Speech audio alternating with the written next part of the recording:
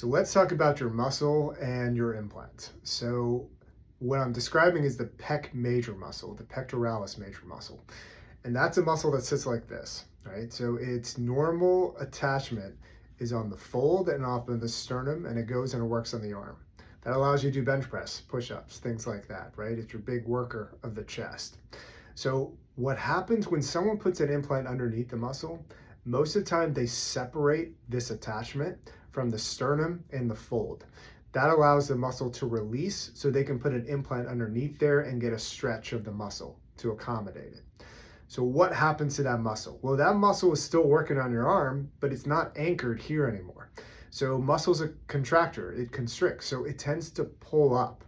We call it window shading in plastic surgery, but it tends to rise a little bit higher. So most of the time, the bottom part of the implant's just underneath the breast. The top is covered by the muscle. The muscle sits a lot higher than it normally anatomically would. So what does this mean for you during your explant operation? Well, when I make my incision at the bottom part over here, I'm directly on the implant most of the time. So I just follow it underneath the muscle to get that implant and the capsule out. So I don't actually have to cut through any muscle to do that. The caveat to that is sometimes when people have their implants placed through the armpit around the nipple, sometimes they actually slide that implant from underneath on the side of the muscle so they don't actually disrupt it.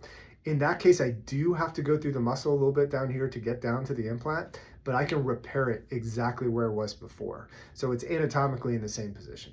Otherwise, if that muscle's too high, you can't bring it all the way down to the fold because you're gonna tear those stitches the first couple times you use that muscle pretty actively.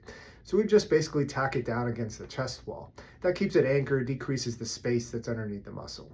But your muscle strength after your explant operation will be the exact same that it was before, not any stronger or any weaker after the operation we do for you.